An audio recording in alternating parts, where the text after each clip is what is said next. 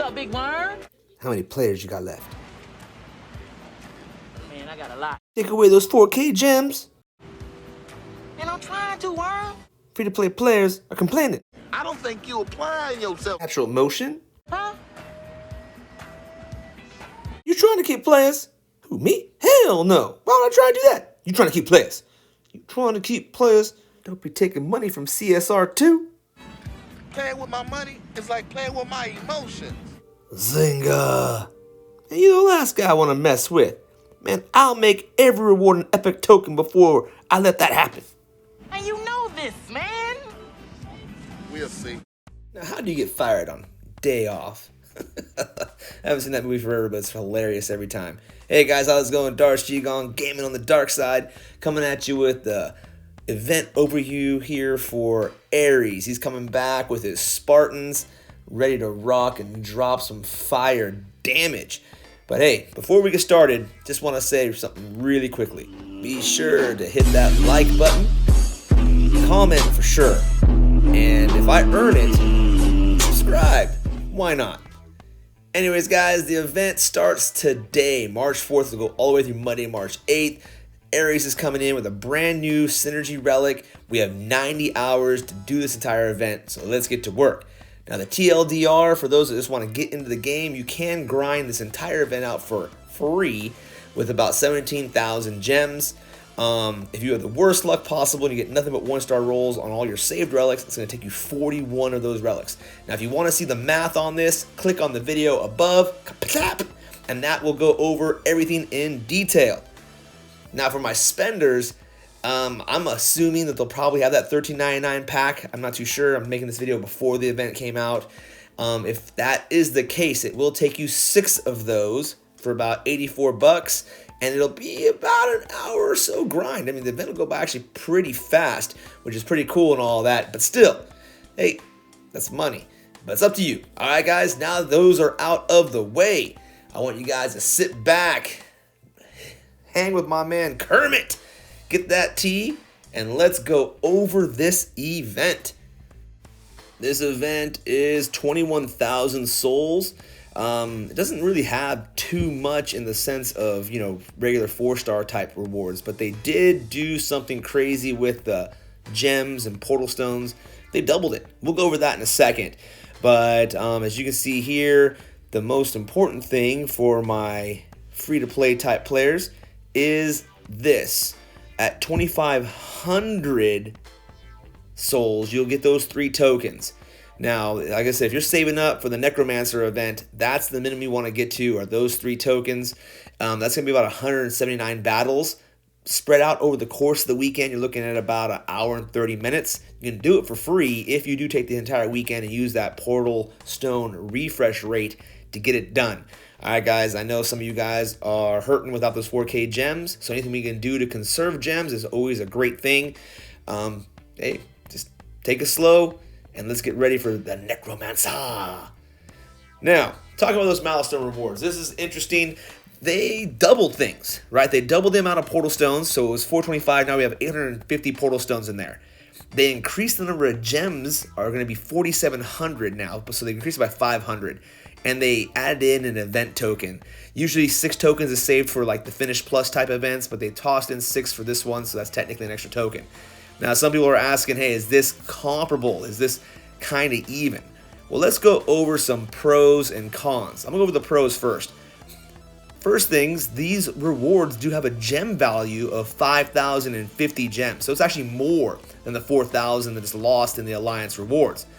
Maybe this increased value will be permanent, right? And at least there's some effort to give value for playing the game, right? The more we play this event, the more the reward is going to be there for those people. Like I said, so if you were part of an alliance that wanted to finish the event and get everything, great, and you are hoping to also get 4,000 gems for your trouble, well, now you're getting the equivalent worth of it within the event. It does bring down the overall cost, I guess, of the event. But let's talk about some cons. You have to grind or spend up to 18,000 souls to benefit from the increased rewards. That's an extra. The extra 1,050 gem value isn't really worth grinding or spending for an additional 16,000 souls. That's a lot. right? It's kind of a sign that the 4K gems may not be coming back like ever. And they're forcing free-to-play players out of the choice of choosing which events they want to participate in and not. And, and that's going to make someone actually have to make a choice about even being in the game, which isn't cool. Free-to-play players, I know some people look down on it, like, hey, man, why aren't you spending the game? But they are spending something. They're spending time. They're putting their time in, and time does have value. And without the free-to-play players, there won't be as many people on those servers to be playing the game with. So we do need them. Now, pay-to-play players, we obviously need them as well. And the people in between, right? The freemium players that spend a little bit on events, but maybe not everything. So the lack of being able to choose to, just maybe do 2,000, souls and all that stuff, as opposed to 16, 18,000 souls, that's a pretty easy choice for a lot of people to make. They're not going to do 16 to 18,000 souls to get those extra gems, especially in the portal stones, especially since they'll just be used up in the event. You're not saving anything. It's not being put in the bank somewhere for you to be able to use in a future event. So it's just kind of crazy to do that. And I don't see a lot of people doing that. So it doesn't really help out. Now, what could help, this is just something on me I'm thinking that could help that out, is if they put those higher tier rewards, the individual milestone rewards, like the extra gems and portal stones, before the third token. That way grinders that maybe want to be saving for the future event can sit there and still do their bare minimum, 2,500 souls or so, maybe 3,000 souls, and they get all those gems and all those portal stones. They just hold on to that and then save it up for the next weekend's event or the weekend after that. Who knows what they're saving for, but they can do that. That gives the choice. The players that are still going to finish the event, well, they're going to finish it anyway, so they still get the rewards, so it doesn't hurt them. Sometimes it just feels like sometimes paid-to-play players feel that by giving things to the free-to-play players, it's taking from them, and it's not, right? And all. And I understand on the free-to-play player side, they feel like, oh man, why do pay-to-play players get all the cool stuff? What, just because they put money in the game? Maybe. There should be some reward for paying, but there should also be some reward for playing, right? So these are just some of the concerns that I'm having, the pros and the cons. There's obviously good things, and there's obviously bad things. I would love to hear what your guys' thoughts are on the pros and cons of this new reward system they're trying out. I'm hoping it's just a tryout. They're going to be changing things probably again in next week. Who knows? But just kind of looking at that. But I would love to hear your comments. Please comment below. Give me your thoughts. I would love to hear it. Moving on, let's talk about the Alliance rewards. They're staying up with the 1 through 100, getting an Aries, right? Level 1, you get a level 60 Aries. And like I said, that 51 to 100 is still a level 1 Aries, which is cool. I like that better than another Nekar. That would have been not cool. But they did take out the gems, and you said you're still getting the Fire Elemental token, and you're getting the All Elemental token. The gems, they do have the 1,200 gems in there, 600 and 200. Right? So that does make the minimum for this event still remain the same, 2,500 souls. 2,500 souls, you get those 3 event tokens to save up for the Necromancer. It's about 179 battles. It'll take about 187 portal stones. And if you gotta buy those portal stones, it's 722 gems. Or take advantage of the portal refresh rate over the weekend, and it's basically gonna be free. So it only takes an hour and a half worth of grinding spread out over 90 hours, which is pretty easy to do. Now, the next thing we're gonna look at though, guys, is for our free-to-play, non-interested grinder minimums. 2,500 souls, 3 event tokens, 187 portal stones to do the event. Like I said, you can basically take the weekend off, just log in when your portal stones are full and get to work. That means there's plenty of time to try out new games. You could possibly join the DOT creator crew here over in Tactical. You can watch Darth Shigong and Chef Base God live the smoke life and do something a little bit different. Maybe enjoy some time with the family, take the dog for a walk, try out a new restaurant, something, right? Let's not look a gift horse in the mouth. The devs want to give us a weekend off. Well, let's take it. Let's do it. And get ready for the Necromancer. Because that's going to be the one that people are going to go for. Now, let's talk about the event intangibles. These are the things with no actual cash value, just pure play value. Things like divine gems, titans, and relics. In this event, we've got ourselves 2 4-star titans, Nekkar and Ares. You got 5 4-star relics, right? With the Ares synergy relic being one of those, and 550 divine gems. Now, because these don't have a cash value, these are going to be what really determines whether we're going to do this event, right? So it's always, hey, important. Always ask yourself if the juice is worth the squeeze.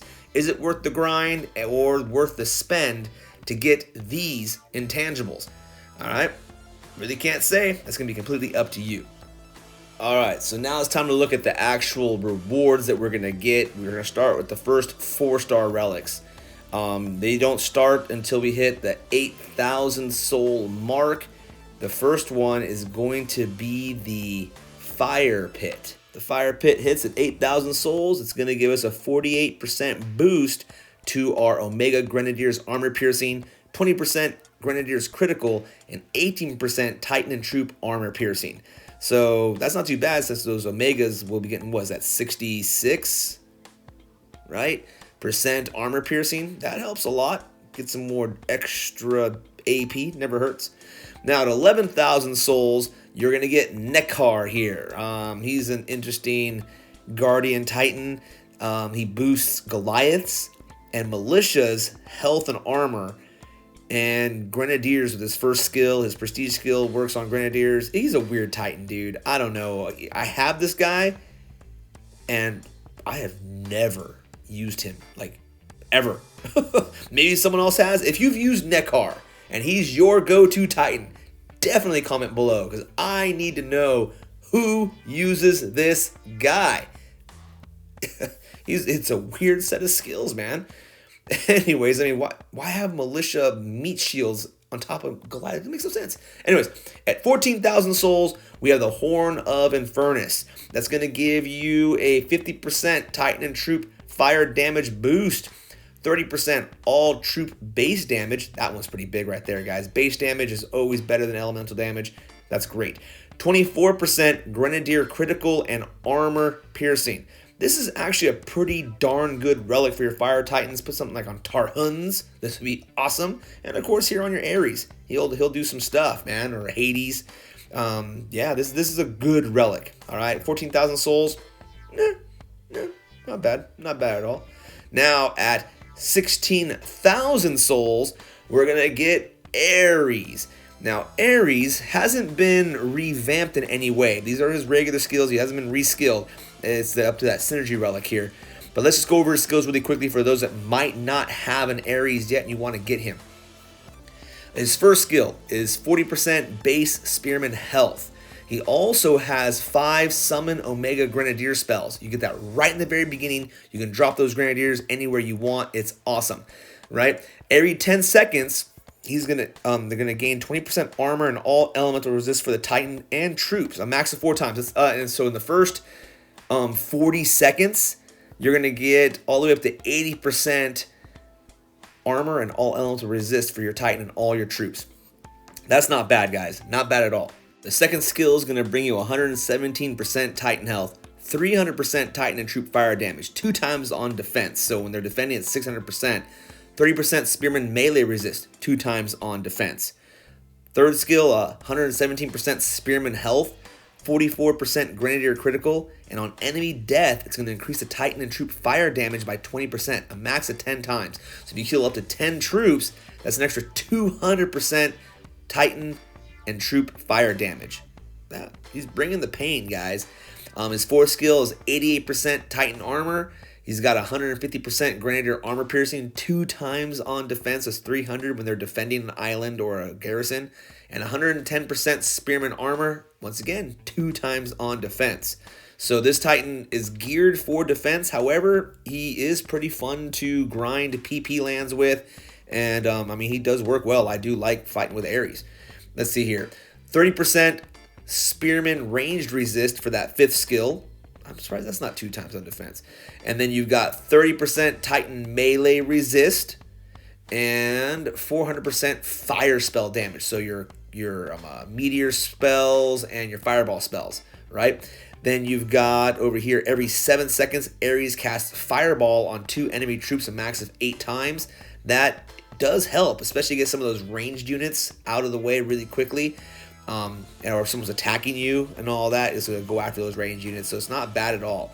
Now, his prestige skill here, he has a unique unit that he calls his Spartans. These are a fire-based spearman unit, right? They're spearmen that do fire damage. So anything that's going to boost fire damage will boost their damage. Now, anything that boosts spearman stats like health and armor will work on them. So that's where those guys come along. Overall, they're not overly beefy. They do get kind of dropped quickly, especially in the new meta. With the new Titans, they go down fast. The synergy skill on the new Relic, which we'll be covering here in a second, kind of helps out. We'll cover that in a little bit. But here's at Prestige level 10, you get 100% base Grenadier damage. Not elemental, we're talking about their base damage. That is humongous. It literally doubles their base damage. That's a crazy amount of damage for your Grenadiers, guys. And on an allied troop death, there's an 80% chance to summon 2 Spartan reinforcements to the battlefield, a maximum of 4 times. That's a maximum of 8 Spartan reinforcements running around doing stuff. They have this cool little like Spartan helmet-shaped icon above their little head, and they run around doing fire damage as spearmen. Oh, and they also get charge damage too. So that's kind of cool because regular spearmen don't have charge damage. And that's going to be your Ares. Let's move on. At 17,000 souls, you're going to get the Warrior's Belt. It's going to give you 50% Titan and Troop fire damage, 20% Grenadier critical, and 24% Grenadier armor piercing and Spearman armor. This is a good relic, especially for Ares. It works very well with his units and his skill spread. Next 4-star is at 19,000 souls. That is Ares' Chariot. It's going to give you 50% Titan and Troop fire damage, 40% Spearman health, and 18% Spearman resist against melee and ranged. Once again, this is a great relic for Ares. It synergizes very well with his troops and what they need to do, but it also works great on your other fire titans. Yeah, it's a good relic. I like it. Like I said, I really liked Ares' relics. They worked well with him. Ares overall is a great titan, I feel. It's just I already have him, so I'm not really super gung-ho about it myself, but if you don't have him, he's not bad to have. And then at 21,000 souls, you're going to get the Infernal Guard. This is the synergy relic for Ares. It's going to give you 50% Titan and Troop fire damage, 80% Omega Grenadier fire damage, 40% Titan and Troop health. Now the synergy is when it's equipped to Ares, it'll increase his Spartan battalion size by 2.4 times. So instead of only 15 Spartans, the units will be made of 36 Spartans, which will, like I said, give them a bit more health, so they'll last a little bit longer. But once again, in the current meta, these guys are going to get tore up. Just too much armor piercing, too much damage with the Dragon Slayers. Alright guys, so it really comes down to this last question. Is it worth it? And some of my thoughts on that. If you don't have Ares, it's tough. Because he isn't part of the Pantheon, and he's not really top of the meta. And with the new meta coming out, I'm not really too sure where he'd fit. It does seem like they are doing more with Omega units. They're kind of bringing those guys back into the fold, but I don't know, guys. Now, if you already have an Ares, well, I definitely don't see why you'd do this event, especially with Necromancer next week. And that synergy relic, it's all right, but like I said, I do not have a prestige Ares, so therefore I do not see the value in a synergy relic that's going to synergize his prestige skill. Like I said, I don't use Ares like that. I do use him for PP rating and stuff like that. He's fun, but he's not my go-to Titan. So myself personally, I'm not going to do it. Now, that's up to you guys what you want to do. Once again, if you don't have Ares and you want him, that's your flavor, and you love Grenadier play, well then, hey, go for it. All right? Why not? But yeah, I'm going to be relaxing this weekend, playing some tactical and some other stuff. So those are my thoughts. That, guys, that's the video. I hope you guys liked it. Hope you don't mind these longer overviews. If you're just looking for those quick things, remember, I already posted it earlier, and I'll put it in the description below. I do really quick cost overview videos as well. So if you haven't seen that, check it out. But if you did like it, hit the like. Please comment. That'd be awesome. It helps me to crush that YouTube algorithm and get the videos out to more people. And if you haven't subscribed yet, you know, I really hope that me putting all this work in earns your subscription. That would be awesome. But if not, I will continue to do my best until I do earn your subscription. And then I will continue to do even more afterwards to keep your subscription. So thanks guys a lot. I do appreciate it. And the last thing I want to say is bring back my 4K gems, Dev. I'm going to end the videos with those because I want my 4K gems back. Hashtag 4K gems. All right, guys. Well, until those 4K gems come back, I'll keep on playing for now.